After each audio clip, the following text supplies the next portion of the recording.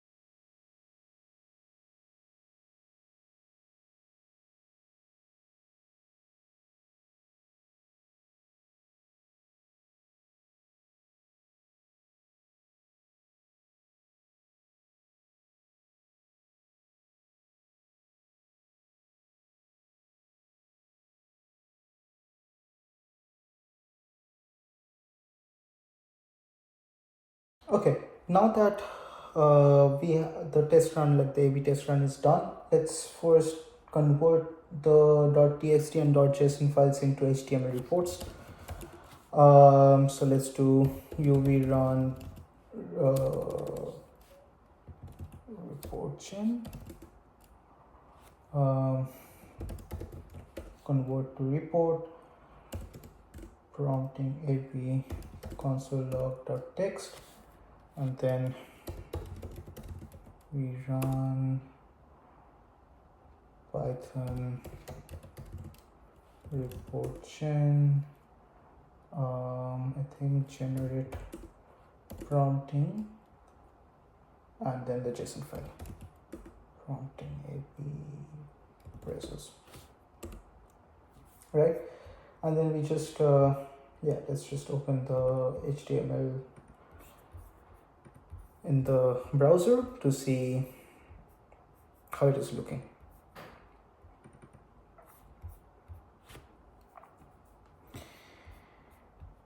So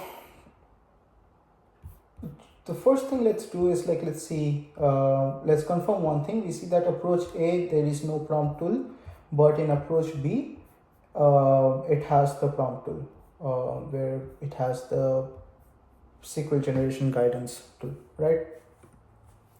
Now let's see now in this comparison view, let's see when it's actually using the guidance tool. So the first time we see it use the guidance, we see that it's not even using the SQL generation guidance tool.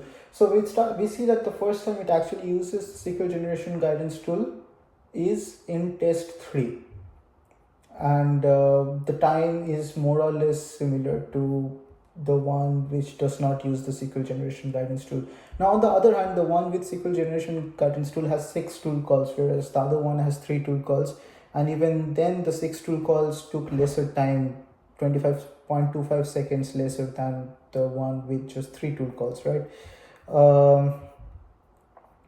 We have the SQL generation guidance being executed for the 4th one as well. And here we see this one may have more calls, because it's doing the get schema resource calls after going through the guidance, but the time drastically decreases because it already has an understanding about the workflow it is supposed to do. It does not have to think about what the next step has to be. It already has a step-by-step understanding. Okay, this is the first step, this is the second step, this is the third step, and so on and so forth.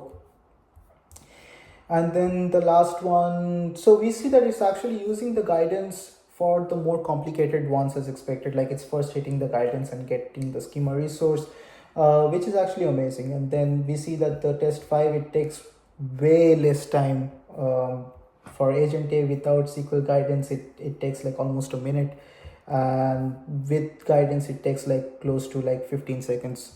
And then the last one, let's see, the last one also it uses the guidance, but the one which actually uses SQL generation guidance, it stopped because of max iteration, so it threw an error. It did not actually throw an error, it's just that it stopped because and we can actually check this. So if we go to the last result, we will see what exactly went wrong, why, what threw it into a loop. And then for test 6, we see that it kept running this, or rather it kept getting this incorrect syntax near the keyword current.db error. So for some reason it got stuck in this error and was not able to come out of this error, even though it had that guidance message. So maybe we can add some more details in the guidance, in the prompt itself, which helps it tackle some of these specific challenges, right? Whereas for approach A, it was able to get the details, it did a SQL query, failed it, then it did some of the resources, like what it does, trial and error basis. That being said, again, this is just one single test run. If we do it multiple times and compare, we will see that addition of the SQL generation, when it's using the SQL generation guidance function, tool call, whatever you want to call it, like the LLM, it's a prompt, MCP Server prompt, but the LLM is using it as a tool call. It is actually taking much lesser time than the agent, which is not taking, or this is not a great example, but let's say this, right, 15 seconds, 9 seconds. Um, yeah, so this kind of helped us determine that yes, adding prompts does help our agent. Now, what we need to now next look into is the fact that our LLM is not always calling this prompt SQL generation guidance prompt, whatever you want to call it, at the beginning. Like we saw, there were some test runs, and again, if we do multiple runs, we'll see for some of the tests that right now it is calling the SQL generation guidance right in the beginning. It may not do so, and it may do it at a later stage, right? So we need to come up with a, and why that is happening, let's take a pause there. Why that is happening is LLMs by themselves do not, again, this is something we covered in one of the previous videos, but LLMs by themselves do not inherently understand the meaning of MCP server, tools, resources, and prompts from the perspective of an MCP, right? For it, everything is a tool call, because all the MCP servers, tools, resource, prompts are being converted into LLM function calls and being pushed into the LLM instance as a tool call. So whereas a typical MCP client would look at a prompt and be like, okay, this is a prompt, this is something that I need to refer to first before doing anything, the LLM agent does not have that understanding, that it needs to look at the prompt first to get an idea of how to do the workflow before starting to work on the workflow. So this is something we'll tackle in our next video, how we can figure out a way to make sure that the LLM is able to understand what tools, resources, and prompts are, and accordingly execute these functionalities rather than just blindly using them as LLM tool calls. Again, spoilers, we will find that if once we are able to implement this, it does improve our MCP agent performance. That being said, I guess we can stop here for now. We have explored here how we can add a prompt to further improve the working of an MCP agent by giving it more direction as to how to do a particular operation. We have also seen, well, not in this video with just this, like even this one test run has given us some idea about how having the prompt can improve the time taken, it decreases the time taken by the agent. But if we do multiple runs, this becomes even more clearer that once the agent actually uses the prompt, it typically takes lesser time than the agent which does not use the prompt or does not have access to this guidance prompt. So let's end the video here, and then as I mentioned earlier, next video we'll be exploring how we can translate some of this MCP understanding to the LLM side so that the LLM becomes more MCP aware. Yeah, that's it for now. Thank you. Cheers. Bye.